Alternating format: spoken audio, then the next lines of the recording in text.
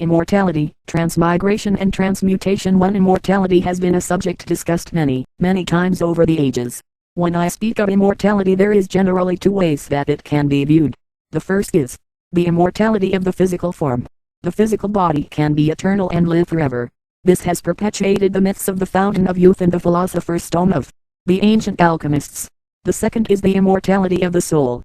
That is, after physical death, the personality continues to live on forever in the night realm. It is the idea that I, who am I, will always be I, now and forever. I am going to discuss both types. The emphasis will be on the immortality of the physical body. That is, I consider it to be the most important. Let's begin the discussion with transmigration. Transmigration is the transference of the soul or personality from one physical body to another without the normal rest between lives associated with reincarnation.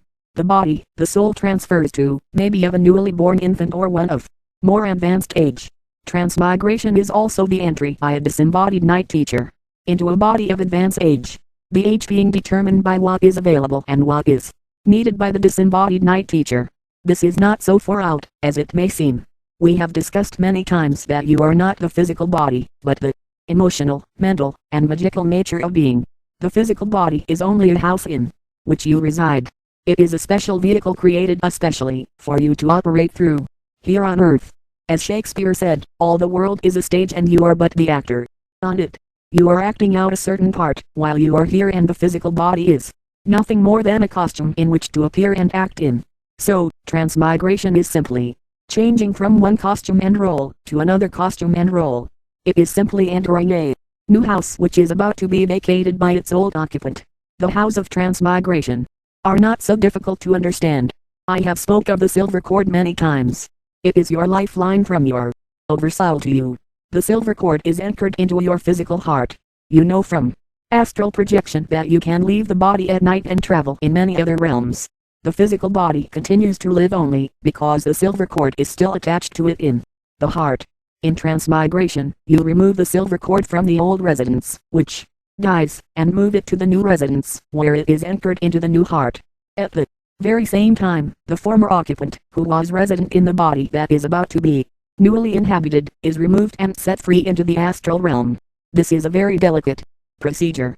It may be easy to imagine, but it is difficult to perform. There are very special astral night spirits who are especially trained to perform such a magical operation. The procedure is basically the same for a disembodied night teacher wanting a physical body. There are very special considerations that have to be taken before transmigration can take place. First of all, the person giving up the body that is about to be newly occupied must voluntarily want to do so. It cannot be done against their will. There are many reasons why he may want to do so. The person may be very tired of living on earth. His life may have been a very difficult one, and he feels there is very little left for him in life. This person may even be contemplating suicide. In another case, the person may have almost completed what he came into the world to accomplish, and death may soon happen, even though the body may be in good health. Therefore, before letting suicide occur in the first case, or natural death in the other, the individual is approached, while he is in the astral, about going through transmigration. If he consents to the transfer, then it can be done. This is not an easy way out for the possible suicide. It is his chance for doing something very worthwhile in life. There is another consideration that must be met. The basic frequencies must be the same or closely similar. Not everyone is a suitable candidate for transmigration. The person leaving and the person entering must be closely related in basic vibration. This does not mean that they must be of the same magical level. Everyone has a basic frequency that is akin to the frequency of a musical note. It is a frequency that is set from the nature of the oversoul. If the frequencies of the two are very close, then the transfer can take place. There are many reasons why transmigration would be necessary. For example, if a person had worked all their life at a very special project that would do much towards the advancement of humankind, but he had not quite finished and the span of his body was about to expire, what would or could he do? By special arrangement, through the night guild he could undergo transmigration. This could occur before the lifespan of the old body was finished or shortly after bodily death. The control of transmigration is in the hands of the world directors. Suppose now that the Night Guild needed to put one of its emissaries in the world.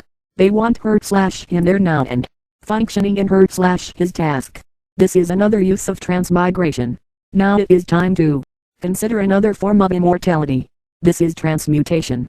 The definition of transmutation is to change. You are going to transmute or change the substance of your physical body into the oversoul body. To begin with, this process is threefold. It deals with the transmutation of your physical body and your emotional and mental attitudes. The discussion will deal with all three, and we'll start with the physical. The transmutation of the physical begins with proper diet. You must eat correctly. You must have the proper diet that provides you with the best of health. You must not overeat anything to excess. The best diet is one that eliminates all meat. You must have the proper amounts of exercise and rest. You must keep your body clean. The rule is to treat the body with respect and proper care. This is the beginning of the transmutation of the physical body and is followed by the transmutation of your emotions. You must feel young, alive, and vibrant. You must feel the eternalness of being young. You must feel the very youth of the oversoul flowing through you. It is essential that you manifest only thoughts of being alive in the oversoul. If you feel young, you are young.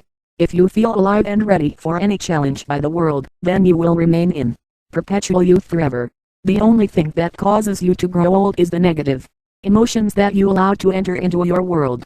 You grow old through worry, tension, and anger. If you keep your emotions centered in the oversoul, then you shall become immortal. Not only is feeling immortal important, but thinking immortal is of the utmost importance. Your thoughts must be centered in the oversoul mind. Not only do you feel alive and vibrant, but you know that your thoughts are not troubled by the concerns of the world, for those concerns shall find their own solutions. Your thoughts are centered on the immortal oversoul, and you know that you are the immortal oversoul. When you know that you are immortal, and feel immortal, then there is only one thing left to do, and that is to apply your night powers and flames to your immortality. The application for the use of the night powers and flames is very similar to what you learn in night healing. You will begin with invocation, in telling your oversoul that you are going to use both the green flame of the night spirit healing and the night flame to reach immortality. Then, you will move into the next phase, that of meditation, and the seventh night power. You will use the same meditation on both the subjects of healing and immortality. You already have learned how to do it for healing. You then will begin with meditation on immortality. You shall dwell on the immortal oversoul within you. Then, you shall take this meditation into the seventh night power. Thus, you shall do more than just meditate on immortality. You shall come to know the very essence of immortality. You shall absorb that essence of immortality into your inner awareness and become immortal. So first, the meditation on the healing oversoul, then the meditation on the immortal oversoul. You take both of these meditations into the seventh power and you are ready to continue in night consciousness with the night body. You will use the very same procedure in acquiring the night body, as I have outlined in night healing. Since this is self-healing and immortality that you are learning, you will omit the use of the night energy beam. You are going to retain the energies of the night flames. Then, you will continue the procedure by invoking the emerald green flame, as you did in the last topic. Once you have used the green flame sufficiently as to feel cleansed of all imperfections and afflictions, then you are ready to invoke the black flame. The invocation for the black flame in this case is as follows: I am the presence of the oversoul and I am invoking the powerful black night flame to transmute the human body to an eternal oversoul body. I behold the night flame entering within my three material forms and purifying, transmuting, and being made holy into the night soul of life. I am filled with the transmuting night flame that is changing my material form into the everlasting form of the oversoul. I am eternal in the oversoul, that which I am shall never experience physical death again. I am immortal as the oversoul in the oversoul body. So be it. Then, you shall bathe in the black night flame, until you have become bodily immortal in the oversoul. This is transmutation. You are